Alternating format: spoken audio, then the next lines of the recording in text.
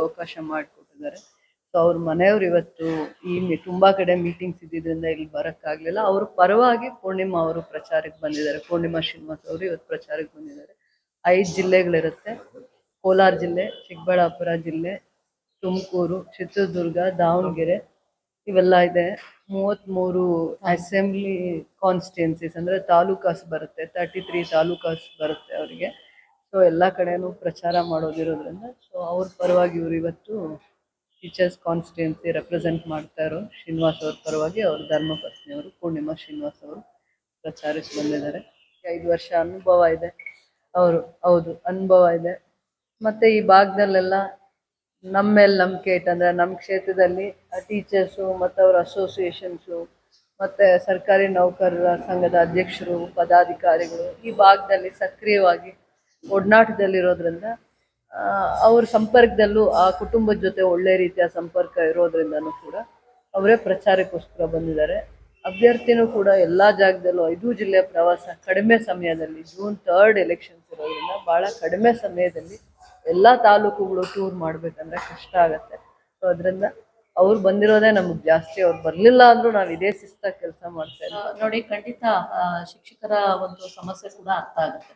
ನಾನು ಒಂದು ವಿದ್ಯಾಸಂಸ್ಥೆ ನಡೆಸ್ತಾ ಇರೋದ್ರಿಂದ ಶಿಕ್ಷಕರಿಗೆ ರಜಾ ಸಿಕ್ಕತ್ತೆ, ಸ್ವಲ್ಪ ಕುಟುಂಬದ ಜೊತೆ ಸಮಯ ಕಳೀಬಹುದು. ಆದರೆ ಇದನ್ನು ಇವತ್ತು ನಮ್ಮ ಸರ್ಕಾರ ಸಚಿವರು ಮಾಡಿರೋಂಥ ಇದು ಬಂದು ಕಾರಣ ಏನು ಅಂತಂದರೆ, ನಾವು ನಮ್ಮ ರಾಜ್ಯದಲ್ಲಿ ಉತ್ತಮವಾದಂಥ ಗುಣಮಟ್ಟವಾದಂಥ ಶಿಕ್ಷಣವನ್ನು ಕೊಡಬೇಕು. ನಮ್ಮ ವಿದ್ಯಾರ್ಥಿಗಳು ಈ ಸಾರಿ 3 ಪರೀಕ್ಷೆಯನ್ನು ಕೊಟ್ಟಿದ್ದಾರೆ.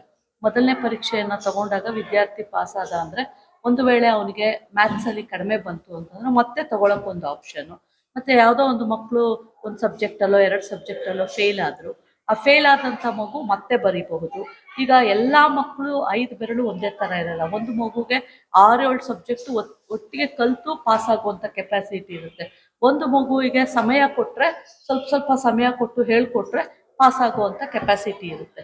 ಸೊ ಅದನ್ನು ಅರ್ಥ ಮಾಡಿಕೊಂಡು ಇವತ್ತು ನಮ್ಮ ಸರ್ಕಾರ ಶಿಕ್ಷಣ ಸಚಿವರು ಈ ಒಂದು ಇದನ್ನು ತಂದಿದ್ದಾರೆ. ಒಂದು ಇದು ಅವ್ರಿಗೆ ಪ್ರಾಕ್ಟೀಸ್ ಥರ. ಈಗ ಮನೆಯಲ್ಲೇ ಇದ್ದುಬಿಟ್ರೆ ಮಕ್ಕಳು, ಮತ್ತು ಸರ್ಕಾರಿ ಶಾಲೆಗೆ ಬರೋರು ಯಾರ ಮಕ್ಕಳು? ಬಡವ್ರ ಮಕ್ಕಳು, ಕೂಲಿ ಕಾರ್ಮಿಕರ ಮಕ್ಕಳು, ತುಂಬ ಬಡ ವರ್ಗದ ರೈತರ ಮಕ್ಕಳು, ಇಂಥವ್ರು ಬರ್ತಾರೆ.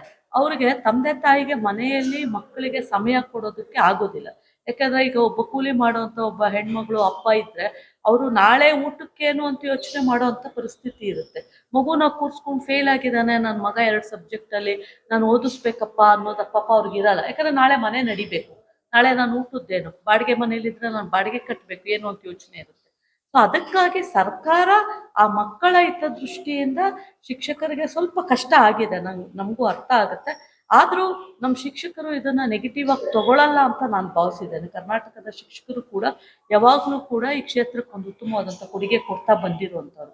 ಹಾಗಾಗಿ ಅವ್ರಿಗೆ ಪಾಪ ಚುನಾವಣೆ ಒತ್ತಡ ಇದೆಲ್ಲ ಇದ್ದರೂ ಕೂಡ ಖಂಡಿತ ಇದನ್ನು ಬೇಜಾರು ಪಟ್ಕೊಳ್ದೆ ಕೆಲಸ ಮಾಡ್ತಾರೆ ಅನ್ನೋಂಥ ವಿಶ್ವಾಸ ನಮಗಿದೆ. ಈ ಒಂದು ಕ್ಷೇತ್ರದಲ್ಲಿ 3 ಬಾರಿ ಆಯ್ಕೆ ಆಗಿದ್ದಾರೆ ನಾರಾಯಣ ಸ್ವಾಮಿ ಅವರು. ಆದರೆ ಅವ್ರು ಯಾವತ್ತೂ ಕೂಡ ಇಂಥ ವಿಷಯಗಳನ್ನ ಸರ್ಕಾರದ ಮುಂದೆ ಚರ್ಚೆ ಮಾಡಿ ಇದನ್ನು ಪರಿಹಾರ ಮಾಡೋದಕ್ಕೆ ಆಗಲಿಲ್ಲ. ಕಳೆದ ಬಾರಿ BJP ಸರ್ಕಾರನೇ ಅಸ್ತಿತ್ವದಲ್ಲಿತ್ತು. ನ್ಯೂ ಪೆನ್ಷನ್ ಸ್ಕೀಮ್ನ ರದ್ದು ಮಾಡಿ ಓಲ್ಡ್ ಪೆನ್ಷನ್ ಸ್ಕೀಮ್ನ ತರಬೇಕು ಅಂತೇಳಿ ಶಿಕ್ಷಕರು ಫ್ರೀಡಮ್ ಪಾರ್ಕಲ್ಲಿ ಫೈಟ್ ಮಾಡೋದು. ಅಂಥ ಸಂದರ್ಭದಲ್ಲಿ ಒಂದು 3-4 ಜನ ಸೂಸೈಡ್ ಕೂಡ ಅಟೆಂಪ್ಟ್ ಮಾಡೋದು. ಆದರೆ ಸರ್ಕಾರದ ಪ್ರತಿನಿಧಿಯಾಗಿ ಬಂದು ಅವ್ರಿಗೊಂದು ಸಾಂತ್ವನ ಹೇಳಿ ನಾವು ಮಾಡ್ತೀವಿ ಅನ್ನೋಂಥ ಭರವಸೆಯನ್ನು ಕೊಡಲಿಲ್ಲ ಸರ್ಕಾರ. ಆದರೆ ನಮ್ಮ ಪಕ್ಷದ ನಾಯಕರಾದಂಥ ಮುಖ್ಯಮಂತ್ರಿಗಳಾದಂಥ ಸಿದ್ದರಾಮಯ್ಯ ಅವರು, ಉಪಮುಖ್ಯಮಂತ್ರಿಗಳಾದಂಥ DK ಶಿವಕುಮಾರ್ ಅವರು ಪ್ರಣಾಳಿಕೆಯಲ್ಲೇ ಅದನ್ನು ಅಳವಡಿಸ್ಕೊಂಡಿದ್ದಾರೆ. ಪ್ರಣಾಳಿಕೆಯಲ್ಲಿ ಅಳವಡಿಸ್ಕೊಂಡು ಸುಮ್ಮನೆ ಆಗಲಿಲ್ಲ, ಸಮಿತಿ ರಚನೆ ಮಾಡಿಸಿದ್ದಾರೆ ಮುಖ್ಯಮಂತ್ರಿಗಳು. ಎಲ್ಲ ಮಾಹಿತಿಯನ್ನು ಪಡ್ಕೊಂಡಿದ್ದಾರೆ ಮತ್ತು 2 ಸಭೆಗಳನ್ನು ಕೂಡ ಆ ಪೆನ್ಷನ್ ಸ್ಕೀಮನ್ನು ತರೋದಕ್ಕೆ ಈಗಾಗಲೇ ಎಲ್ಲ ಸಿದ್ಧತೆಗಳನ್ನ ಸರ್ಕಾರ ಮಾಡ್ಕೊಳ್ತಾ ಇದೆ. ಬಹುಶಃ ಈ ಕೋಡ್ ಆಫ್ ಕಂಡಕ್ಟ್ ಇದೆಲ್ಲ ಬಂದಿದ್ದರಿಂದ ಈಗ ಸ್ವಲ್ಪ ತಡ ಆಗಿದೆ ಅಂತ ಕಾಣುತ್ತೆ. ಖಂಡಿತ ನಮ್ಮ ಸರ್ಕಾರ ಶಿಕ್ಷಕರ ಪರವಾಗಿದೆ. ಹಾಗಾಗಿ ಅವರ ಸಮಸ್ಯೆಗಳನ್ನು ಬಗೆಹರಿಸುತ್ತೆ. ಅದಲ್ಲದೆ ಏಡೆಡ್ ಇನ್ಸ್ಟಿಟ್ಯೂಷನ್ಸಲ್ಲಿ 2015ರಿಂದ ಹೊಸ ನೇಮಕಾತಿಗಳಾಗಲಿಲ್ಲ. ಸೊ ಅದ್ರ ಬಗ್ಗೆ ಕೂಡ ಏಡೆಡ್ ಇನ್ಸ್ಟಿಟ್ಯೂಷನ್ಸಲ್ಲಿ ಮನವಿ ಇದೆ. ಅದನ್ನು ಕೂಡ ಮಾನ್ಯ ಸಚಿವರು ಕಳೆದ ಒಂದು 3-4 ತಿಂಗಳಿಂದ ಒಂದು ಉತ್ತರ ಕೊಟ್ಟಿದ್ದಾರೆ. ಎಷ್ಟು ಜನ ಖಾಲಿ ಇದೆ, ಎಷ್ಟು ಪೋಸ್ಟ್ ಖಾಲಿ ಇದೆ, ಎಷ್ಟುವರೆಗೂ ಯಾವ ವರ್ಷದವರೆಗೂ ನಾವು ತುಂಬಬಹುದು ಅನ್ನುವಂಥ ಮಾಹಿತಿಯನ್ನು ಪಡ್ಕೊಂಡು ಖಂಡಿತ ನಾವು ತುಂಬ್ತೀವಿ ಅಂತ ಹೇಳಿದ್ದಾರೆ. ಇನ್ನೂ ಅನೇಕ ಸಮಸ್ಯೆಗಳಿದೆ. ಈ ಟೀಚರ್ಸ್ಗೆ ಪ್ರಮೋಷನ್ ಆದಾಗ ಪ್ರೈಮರಿ ಟು ಹೈಸ್ಕೂಲ್ ಹೋಗ್ತಾರೆ, ಹೈಸ್ಕೂಲ್ ಟು PUC ಹೋಗ್ತಾರೆ. ಅಂಥ ಸಂದರ್ಭದಲ್ಲಿ ಅವರ ಒಂದು ಸ್ಯಾಲರಿ ವ್ಯತ್ಯಾಸ ಇದೆ, ಅಂದ್ರೆ ಪೇ ಅನಾಮಲಿ ಇದೆ. ಅದನ್ನ ಕೂಡ ಬಹಳ ವರ್ಷಗಳಿಂದ ಕೇಳ್ತಾ ಇದ್ದಾರೆ ಶಿಕ್ಷಕರು. ಸೊ ಆದ್ರೆ ಅದನ್ನ ಹಿಂದೆ ಈಗ ಆಯ್ಕೆ ಆದಂಥವ್ರು ಯಾರು ಕೂಡ ಸರ್ಕಾರದಲ್ಲಿ ಗಮನ ಸೆಳೆದು ಇದನ್ನ ಬಗೆಹರಿಸಲಿಕ್ಕೆ ಪ್ರಯತ್ನ ಪಟ್ಟಿಲ್ಲ. ಆದ್ರೆ ಇವೆಲ್ಲಕ್ಕೂ ನಾವು ಧ್ವನಿ ಆಗ್ತೇವೆ, ನಮ್ಗೊಂದು ಅವಕಾಶ ಕೊಡಿ ಅಂತೇಳಿ ನಾವಿವತ್ತು ಎಲ್ಲ ಶಿಕ್ಷಕರನ್ನ ವಿನಂತಿ ಮಾಡ್ಕೊಳ್ತಾ ಇದ್ದೇವೆ ಈ 5 ಜಿಲ್ಲೆಗಳಲ್ಲಿ. ಇದೇ ಅವ್ರ ಫೇಲ್ಯೂರ್ಸ್ ಇದೇನೆ. ಏನು ಕಳೆದ ಸಾರಿ ನ್ಯೂ ಪೆನ್ಷನ್ ಸ್ಕೀಮ್ ಬೇಡ, ನ್ಯೂ ಪೆನ್ಷನ್ ಸ್ಕೀಮ್ ನ ಜಾರಿ ಮಾಡಿದ್ಯಾರು? 2004ರಲ್ಲಿ ಅಂದಿನ ಕೇಂದ್ರದಲ್ಲಿ ಬಿಜೆಪಿ ಮತ್ತು ಇತರೆ ಪಕ್ಷಗಳ ಅಲಯನ್ಸ್ ಸರ್ಕಾರ ಇದ್ದಂತ ಸಂದರ್ಭದಲ್ಲಿ ತಂದಿದ್ದು, ಹೌದಲ್ಲ? ಅದಾದ ಮೇಲೂ ಕೂಡ ರಾಜ್ಯದಲ್ಲಿ ಬಿಜೆಪಿ 2 ಬಾರಿ ಆಡಳಿತ ನಡೆಸಿದೆ. 2008ರಲ್ಲಿ ಸನ್ಮಾನ್ಯ ನಮ್ಮ ಹಿಂದಿನ ಮುಖ್ಯಮಂತ್ರಿಗಳಾದಂಥ ಹಿರಿಯರಾದಂಥ ಯಡಿಯೂರಪ್ಪಾಜಿ ಅವರು ಕುಮಾರಸ್ವಾಮಿ ಅವರು ಮುಖ್ಯಮಂತ್ರಿಗಳಾಗಿ ಮಾಡಿದ್ದಾರೆ. ಮತ್ತೆ ಈಗ ಮೊನ್ನೆ 2018ರಿಂದ 19ರಿಂದ 23ರವರೆಗೂ ಆಡಳಿತ ನಡೆಸಿದ್ದಾರೆ. ಅಂತ ಸಂದರ್ಭದಲ್ಲೂ ಕೂಡ ಅವರು ಅದನ್ನ ಪರಿಹರಿಸಲಿಕ್ಕೆ ಯೋಚನೆ ಮಾಡಲಿಲ್ಲ. ಮತ್ತು ಅಫ್ಕೋರ್ಸ್ 2013ರಲ್ಲಿ ನಮ್ಮ ಕಾಂಗ್ರೆಸ್ ಸರ್ಕಾರ ಕೂಡ ಅವತ್ತು ಮಾಡ್ಲಿಕ್ಕೆ ಆಗ್ಲಿಲ್ಲ. ಆದ್ರೆ ಈಗ ಈ ಸಾರಿ ನಮ್ಮ ಪಕ್ಷ ಬದ್ಧತೆಯಿಂದ ಒಂದು ಪ್ರಣಾಳಿಕೆಯಲ್ಲೇ ಅದನ್ನ ಘೋಷಣೆ ಮಾಡಿದೆ. ನಾವು ಓಲ್ಡ್ ಪೆನ್ಷನ್ ಸ್ಕೀಮ್ ಅನ್ನ ಜಾರಿ ಮಾಡ್ತೇವೆ ಅಂತ. ಮತ್ತು ನಮ್ಮ ಕಾಂಗ್ರೆಸ್ ಪಕ್ಷ ಬರೀ ಈ ರಾಜ್ಯದಲ್ಲೇ ಅಲ್ಲ, ರಾಜಸ್ಥಾನ ಬೇರೆ ಬೇರೆ ಕಡೆ ಪ್ರಣಾಳಿಕೆಯಲ್ಲಿ ಹೇಳಿರುವಂಥದ್ದನ್ನ ಈಗ ಮಾಡುವಂತ ನಿಟ್ಟಿನಲ್ಲೂ ಕೂಡ ಕಾರ್ಯಪ್ರವೃತ್ತಿಯಾಗಿದ್ದಾರೆ. ಸೊ ಹಾಗಾಗಿ ಈಗ ಉದಾಹರಣೆ ನೀವು ತಗೊಳ್ಳಿ, 5 ಗ್ಯಾರಂಟಿ ಕಾಂಗ್ರೆಸ್ ಪಕ್ಷ ಘೋಷಣೆ ಮಾಡಿದಾಗ ಟೀಕೆಗಳು ಮಾಡಿದ್ರು, ಇದನ್ನ ಜಾರಿ ಮಾಡಕ್ಕೆ ಸಾಧ್ಯನೇ ಇಲ್ಲ ಅಂತಂದ್ರು. ಆದ್ರೆ ಇವತ್ತು ನಮ್ಮ ಪಕ್ಷ ಅದನ್ನ ಜಾರಿ ಮಾಡಿದೆ ಅಲ್ವಾ? ಕರ್ನಾಟಕದಲ್ಲಿ 1 ಕೋಟಿಗೂ ಹೆಚ್ಚು ಹೆಣ್ಣು ಮಕ್ಕಳು ಇವತ್ತು ಗೃಹಲಕ್ಷ್ಮಿ ಯೋಜನೆಯನ್ನು ಪಡ್ಕೊತಾ ಇದ್ದಾರೆ. ವಿದ್ಯಾರ್ಥಿಗಳಿಗೆ ಏನ್ ಭರವಸೆ ಕೊಟ್ಟಿದ್ರು ಅದನ್ನ ಈಡೇರಿಸ್ತಾ ಇದೆ. ಸೊ ಹಾಗಾಗಿ ನಮ್ಮ ಸರ್ಕಾರ ಪ್ರಣಾಳಿಕೆಯಲ್ಲಿರೋ ಅಂಶಗಳನ್ನ ಸೀರಿಯಸ್ ಆಗಿ ತಗೊಳುತ್ತೆ, ಅದು ಬರೀ ಪ್ರಣಾಳಿಕೆಗೆ ಸೀಮಿತ ಆಗೋದಿಲ್ಲ. ಮತ್ತು 7th ಪೇ ಕಮಿಷನ್ ಅಂತ ಕೊಟ್ಟಿದ್ದಾರೆ, ಅದನ್ನ ಜೂನ್ 15ರ ನಂತರ ಈಗ ಇಂಪ್ಲಿಮೆಂಟ್ ಮಾಡೋಕ್ಕೆ ಸರ್ಕಾರ ಎಲ್ಲ ತಯಾರಿ ನಡೆಸ್ಕೊಂಡಿದೆ. ನೀವು ಅದೊಂದೇ ಅಲ್ಲ, ನೀವು ಶಿಕ್ಷಣ ಕ್ಷೇತ್ರದಲ್ಲಿ ಆಗಿರುವಂತ ಸಾಕಷ್ಟು ಸುಧಾರಣೆಗಳು ಯಾವಾಗ ಅಂತ ನೋಡಿ, ಅದು ಕಾಂಗ್ರೆಸ್ ಕರ್ನಾಟಕದಲ್ಲಿ ಅಸ್ತಿತ್ವದಲ್ಲಿದ್ದಾಗ. ಮಕ್ಕಳ ಸಂಖ್ಯೆ ಕಡಿಮೆ ಆಯಿತು ಅಂದಾಗ ಸನ್ಮಾನ್ಯ SM ಕೃಷ್ಣ ಅವರು ಮುಖ್ಯಮಂತ್ರಿಗಳಾದಾಗ ಬಿಸಿ ಊಟ ಕೊಟ್ಟರು, ಹೌದಲ್ಲ? ಮಕ್ಕಳನ್ನ, ಬಡವರು ಮಕ್ಕಳು ಹಸುವಿನಿಂದ ಇರಬಾರ್ದು ಅಂತೇಳಿ ಬಿಸಿ ಊಟ ಕಾರ್ಯಕ್ರಮ ಕೊಟ್ಟರು. ನಂತರ ಸಿದ್ದರಾಮಯ್ಯನವರು ಮುಖ್ಯಮಂತ್ರಿಗಳಾದಾಗ ಹಾಲು ವೇಸ್ಟ್ ಆಗ್ತಾ ಇತ್ತು, ಅದನ್ನ ಏನ್ ಮಾಡ್ಬೋದು, ಬಡ ಮಕ್ಕಳಿಗೆ ಕೊಟ್ರೆ ಅವರ ಹೆಲ್ತ್ ಇಂಪ್ರೂವ್ ಆಗುತ್ತೆ, ಹಾಲನ್ನ ಕೊಡೋಕೆ ಶುರು ಮಾಡಿದ್ರು. ಮಕ್ಕಳು ಬರೀ ಕಾಲಲ್ಲಿ ಬರ್ತಾರೆ, ಪೇರೆಂಟ್ಸ್ಗೆ ಹೊರೆ ಆಗಬಾರ್ದು, ಬಡವರು ಪೇರೆಂಟ್ಸ್ಗೆ ಶೂ ಭಾಗ್ಯವನ್ನ ಕೊಟ್ಟರು. ತದನಂತರ ಕಳೆದ ಸಾರಿ ಸರ್ಕಾರದಲ್ಲಿ ಮೊಟ್ಟೆ ಕೊಡ್ತಿದ್ರು, ಆದ್ರೆ ಅದರಲ್ಲಿ ಡಿಫ್ರೆನ್ಸ್ ಇತ್ತು. ಆ ಮೊಟ್ಟೆ ಕೊಡೋದ್ರಲ್ಲಿ ನಾವು ಮಕ್ಕಳಲ್ಲಿ ಜಾತಿ ತಾರತಮ್ಯನ ತರಬಾರ್ದು, ಧರ್ಮ ತಾರತಮ್ಯನ ತರಬಾರ್ದು ಅಂತೇವೆ, ಆದ್ರೆ ಆ ಮೊಟ್ಟೆ ಕೊಡೋದ್ರಲ್ಲಿ ಕೆಲವು ತಾರತಮ್ಯ ಇತ್ತು. ಆದ್ರೆ ಈ ಸಾರಿ ನಮ್ಮ ಸರ್ಕಾರ 8ರಿಂದ 10ವರೆಗೂ ಕೂಡ ಮಕ್ಕಳಿಗೆ ಮೊಟ್ಟೆ, ಯಾವ ಮಕ್ಕಳು ಸಸ್ಯಾಹಾರಿಗಳಿರ್ತಾರೆ, ಮೊಟ್ಟೆ ಬೇಡ ಅಂತಾರೆ ಅಂತ ಮಕ್ಕಳಿಗೆ ಬಾಳೆಹಣ್ಣು ಮತ್ತು ಚಿಕ್ಕಿಯನ್ನ ಕೊಡುವಂತ ವ್ಯವಸ್ಥೆಯನ್ನ ಮಾಡಿದ್ದಾರೆ. ಅಂದ್ರೆ ಕಾಂಗ್ರೆಸ್ ಸರ್ಕಾರ ಯಾವತ್ತೂ ಬಡವರ್ಗದ ಪರ ಮತ್ತು ಶೋಷಿತ ವರ್ಗದ ಪರ ಮತ್ತು ಯಾವುದೇ ಕ್ಷೇತ್ರವನ್ನ ತಗೊಳ್ಳಿ ಅದರ ಪರವಾಗಿ ಕೆಲಸ ಮಾಡುವಂತ ಒಂದು ಪ್ರವೃತ್ತಿಯನ್ನ ಬೆಳೆಸ್ಕೊಂಡು ಬಂದಿದೆ. ಹಾಗಾಗಿ ಈ ಸಾರಿ ಪ್ರಣಾಳಿಕೆಯಲ್ಲಿ ಏನ್ ನಾವು ನ್ಯೂ ಪೆನ್ಷನ್ ಸ್ಕೀಮ್ ಅನ್ನ ರದ್ದು ಮಾಡೋದು ಕೊಟ್ಟಿದ್ದೀವಿ, 7th ಪೇ ಕಮಿಷನ್ ಕೊಟ್ಟಿದ್ದೀವಿ, ಇನ್ನು ಶಿಕ್ಷಕರ ಅನೇಕ ಸಮಸ್ಯೆಗಳಿದೆ. ಅದಕ್ಕೆ ಖಂಡಿತವಾಗ್ಲೂ ಇವೆಲ್ಲವೂ ಕೂಡ 3 ಸಾರಿ ಆಯ್ಕೆ ಆದಂತ ನಾರಾಯಣಸ್ವಾಮಿ ಅವರು ಫೇಲ್ ಆಗಿದ್ದಾರೆ. Has fail to do that job. So ಹಾಗಾಗಿ ನಾವು ಶಿಕ್ಷಕರಲ್ಲಿ ಮನವಿ ಮಾಡ್ತೇವೆ, ದಯವಿಟ್ಟು ನಮಗೊಂದು ಅವಕಾಶವನ್ನ, ನಿಮ್ಮ ಪರವಾಗಿ ಧ್ವನಿ ಎತ್ತಿ ಕೆಲಸ ಮಾಡ್ಲಿಕ್ಕೆ ಒಂದು ಅವಕಾಶವನ್ನ ಮಾಡ್ತೀವಿ. ಪ್ರತಿಯೊಂದು 5 ಜಿಲ್ಲೆಗಳಲ್ಲಿ 33 ತಾಲೂಕುಗಳಲ್ಲೂ 85%ಕ್ಕಿಂತ ಹೆಚ್ಚು ವಿದ್ಯಾಸಂಸ್ಥೆಗಳನ್ನ ಶ್ರೀನಿವಾಸ್ ಅವರು ಕೂಡ ಅಭ್ಯರ್ಥಿಯಾಗಿ ಭೇಟಿ ಮಾಡಿದ್ದಾರೆ. ನಾನು ಕೂಡ ಸಾಕಷ್ಟು ಸಂಸ್ಥೆಗಳಿಗೆ ಭೇಟಿ ಮಾಡಿ ಮನವಿ ಮಾಡ್ಕೊಂಡಿದ್ದೇವೆ, ಎನ್ರೋಲ್ಮೆಂಟ್ ಮಾಡಿಸಿದ್ದೇವೆ ಮತ್ತು ಉತ್ತಮವಾದಂಥ ಒಂದು ವಾತಾವರಣ ಇದೆ. ಮತ್ತು ಪ್ರತಿಯೊಂದು ಅಭ್ಯರ್ಥಿಗೂ ಕೂಡ ಒಂದು ವಿಶ್ವಾಸ ಇರುತ್ತೆ ಚುನಾವಣೆಯಲ್ಲಿ ನಿಂತಹ ಸಂದರ್ಭದಲ್ಲಿ. ಮತ್ತು ನಮಗೆ ಈ ಬಾರಿ ವಿಶ್ವಾಸ ಇದೆ, ಶಿಕ್ಷಕರು, ಆಗ್ನೇಯ ಶಿಕ್ಷಕರ ಕ್ಷೇತ್ರದಲ್ಲಿ ಕಾಂಗ್ರೆಸ್ ಅಭ್ಯರ್ಥಿಯಾದಂಥ ಶ್ರೀನಿವಾಸ್ ಅವರನ್ನು ಗೆಲ್ಲಿಸ್ಕೊಡ್ತಾರೆ. ಪ್ರಯಾರಿಟಿ, ಮೊದಲನೇ ಪ್ರಯಾರಿಟಿ ನ್ಯೂ ಪೆನ್ಷನ್ ಸ್ಕೀಮ್ ರದ್ದು ಮಾಡಿ ಓಲ್ಡ್ ಪೆನ್ಷನ್ ಸ್ಕೀಮ್ನ ಜಾರಿ ಮಾಡುವಂಥದ್ದು ಮತ್ತು 7th ಪೇಯನ್ನು ಜಾರಿ ಮಾಡುವಂಥದ್ದು. ಇನ್ನು ಕೆಲವು ಸಮಸ್ಯೆಗಳು ಏನಿದಾವೆ, ಕಾನೂನಾತ್ಮಕ ದೃಷ್ಟಿಯಿಂದ ಅವುಗಳನ್ನು ಬದಲಾವಣೆ ಮಾಡಬೇಕು. ಈಗ ಏನು ಪ್ರಮೋಷನ್ ಆದಾಗ ಸ್ಯಾಲ್ರಿ ಡಿಫ್ರೆನ್ಸ್ ಇದೆ ಅಂತ ಹೇಳಿದ್ವಿ, ಅದಿರ್ಬೋದು. ಟ್ರಾನ್ಸ್ಫರ್ಸಲ್ಲಿ ಆಗುವಂಥ ಗೊಂದಲ ಇರಬಹುದು, ಅಥವಾ ಈ ಏಡೆಡ್ ಇನ್ಸ್ಟಿಟ್ಯೂಷನ್ಸಲ್ಲಿ ಹೊಸ ನೇಮಕಾತಿ ತುಂಬುವಂಥದ್ದು ಇರ್ಬೋದು. ಇವೆಲ್ಲ ಸುಮ್ಮನೆ ಹಾಗೆ ಮಾಡುವಂಥದ್ದಲ್ಲ. ಕಾನೂನಾತ್ಮಕವಾಗಿ ಬದಲಾವಣೆಗಳನ್ನ ಚರ್ಚೆಗಳನ್ನು ಮಾಡಿ ಬದಲಾವಣೆಯನ್ನು ಮಾಡಬೇಕು. ಖಂಡಿತ ಅದಕ್ಕೂ ಕೂಡ ನಮ್ಮ ಸರ್ಕಾರ ಒತ್ತು ಕೊಡುತ್ತೆ ಅನ್ನುವಂಥ ವಿಶ್ವಾಸ ನಮಗಿದೆ. ಹೌದು, ಖಂಡಿತವಾಗ್ಲೂ ಆಗುತ್ತೆ. ಮತ್ತು ನ್ಯೂ ಪೆನ್ಷನ್ ಸ್ಕೀಮ್ನು ಕೂಡ ರದ್ದು ಮಾಡಿ ಓಲ್ಡ್ ಪೆನ್ಷನ್ ಸ್ಕೀಮ್ನ ಸಣ್ಣ ಉದಾಹರಣೆ ಹೇಳ್ತೀನಿ ನೋಡಿ. ಆ ನ್ಯೂ ಪೆನ್ಷನ್ ಸ್ಕೀಮಿಂದ 2,000 3,000 ತಿಂಗಳು ತಗೊಳ್ಳೋ ಶಿಕ್ಷಕರು ರಿಟೈರ್ಡ್ ಆದ್ಮೇಲೆ ಅವ್ರೆಲ್ಲೂ ಕೆಲಸ ಮಾಡೋಕ್ಕಾಗಲ್ಲ. ಒಂದು ಮಕ್ಕಳು ನೋಡ್ತಾರೆ ಅನ್ನೋಂಥ ಭರವಸೆ ಎಲ್ಲ ಕುಟುಂಬಗಳಲ್ಲೂ ಇಲ್ಲ. ಅವ್ರಿಗೆ ಜೀವನ ನಡೆಸೋದು ಹೇಗೆ? ಲಂಸಮ್ ಆಗಿ ಯಾವಾಗೋ ದುಡ್ಡು ಬರುತ್ತೆ ಅನ್ನೋಕ್ಕಿಂತ ಪ್ರತಿ ದಿವಸ ಡೇ ಟು ಡೇ ಅವ್ರ ಲೈಫ್ ನಡಿಬೇಕಲ್ಲ, ಪ್ರತಿ ತಿಂಗಳು ಅವ್ರ ಜೀವನ ಮುಂದಕ್ಕೆ ಹೋಗ್ಬೇಕಲ್ಲ. ಸೊ ಪೆನ್ಷನ್ ಅನ್ನೋಂಥದ್ದು ಸಿಕ್ಕಿದ್ರೆ ಅವ್ರ ಬದುಕನ್ನು ಅವರು ಯಾರ ಮೇಲೂ ಡಿಪೆಂಡ್ ಆಗದೆ ಶಕ್ತಿ ಇರೋವಂಥವ್ರಾದ್ರೆ ಸ್ವಲ್ಪ ಕೆಲಸ ಮಾಡಿಕೊಂಡು ಅವ್ರ ಜೀವನನ ನಡೆಸ್ಕೊಂಡು ಹೋಗ್ಬೋದು. ಹಾಗಾಗಿ ಈ ಓಲ್ಡ್ ಪೆನ್ಷನ್ ಸ್ಕೀಮ್ ಭಾಳ ಅವಶ್ಯಕತೆ ಇದೆ.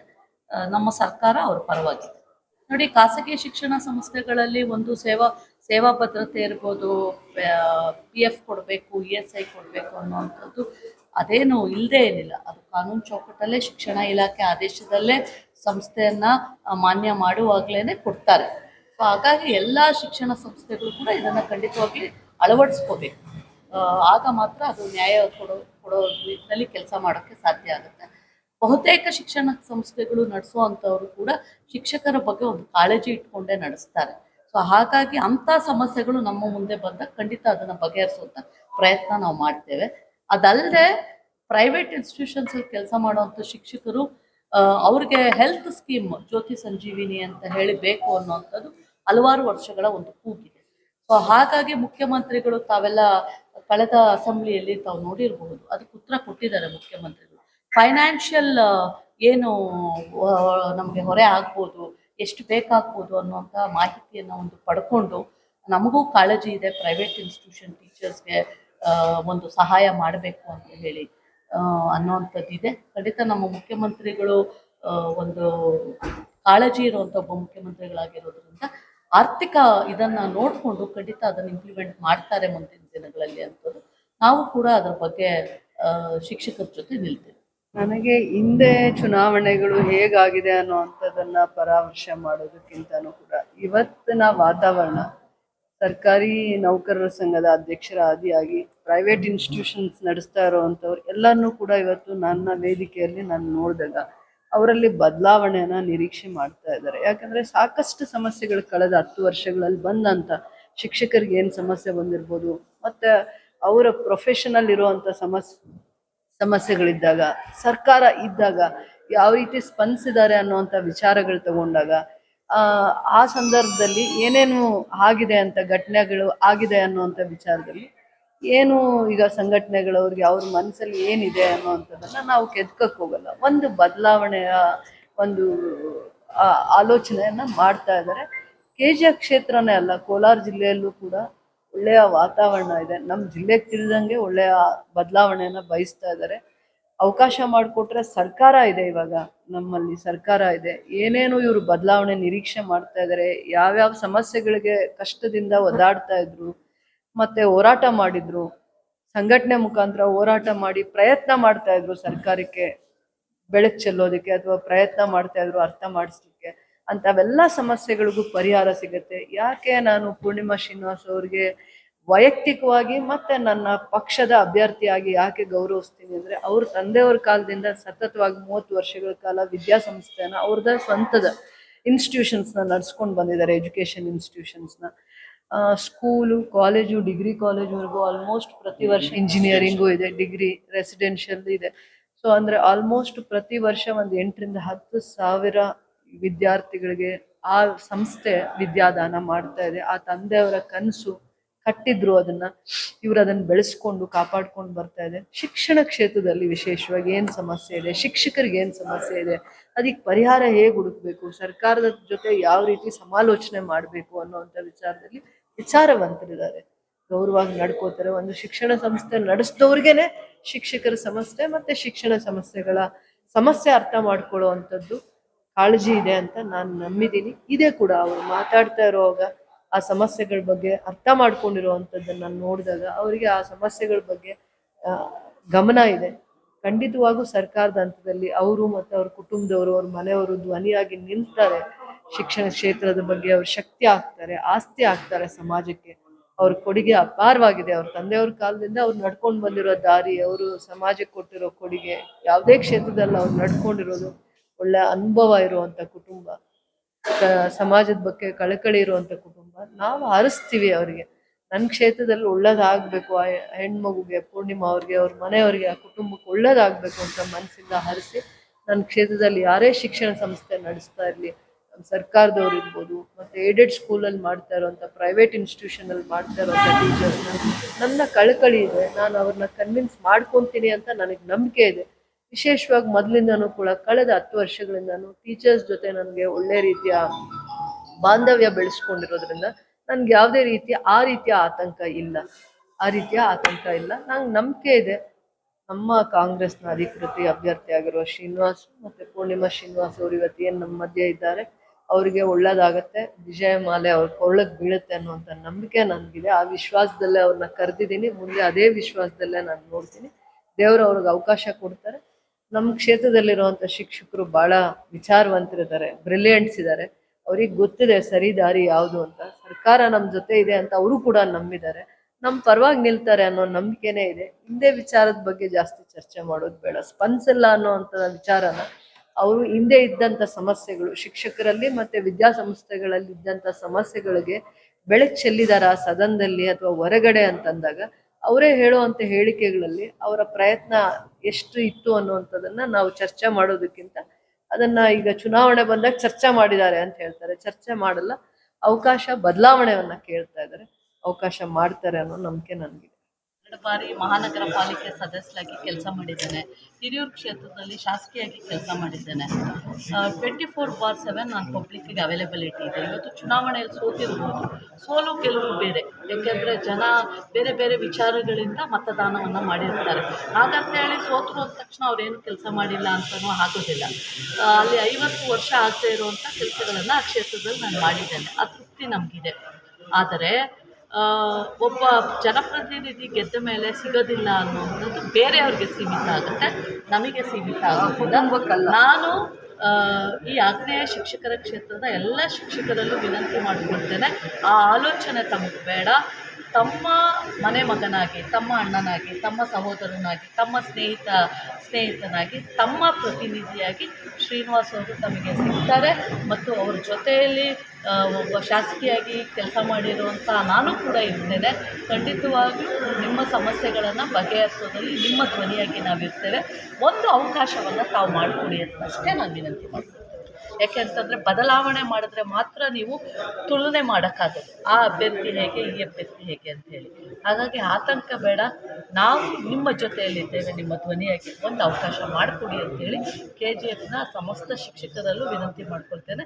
ಮತ್ತು ಇವತ್ತು ಈ ಸಭೆಯನ್ನು ಆಯೋಜನೆ ಮಾಡಿದಂಥ ನನ್ನ ಸ್ನೇಹಿತೆ, ನನಗೆ ಶಾಸಕಿ ಅನ್ನೋಕ್ಕಿಂತ ನನ್ನ ಸ್ನೇಹಿತೆ ರೂಪಕಲಾ ಅವರಿಗೆ ನಾನು ಈ ಸಂದರ್ಭದಲ್ಲಿ ವೈಯಕ್ತಿಕವಾಗಿ ಪಕ್ಷದ ವತಿಯಿಂದ ಧನ್ಯವಾದವನ್ನು ತಿಳಿಸ್ತೇನೆ. ಅವ್ರಿಗೂ ಸಹಿತ ಶುಭವಾಗಲಿ, ಮುಂದೆ ಅವ್ರ ಭವಿಷ್ಯ ಉಜ್ವಲವಾಗಲಿ ರಾಜಕೀಯದಲ್ಲಿ ಅಂತೇಳಿ ಕೂಡ ಶುಭ ಕೊಡ್ತೇನೆ. KGF ತಾಲೂಕಿನ ತಾಜಾ ಹಾಗೂ ಸಂಪೂರ್ಣ ಸುದ್ದಿಗಾಗಿ AL ನ್ಯೂಸ್ ಚಾನೆಲ್ ಅನ್ನು ಸಬ್ಸ್ಕ್ರೈಬ್ ಮಾಡಿಕೊಳ್ಳಿ. ಪಕ್ಕದಲ್ಲಿರುವ ಬೆಲ್ ಬಟನ್ ಅನ್ನು ಒತ್ತಲು ಮರೆಯದಿರಿ.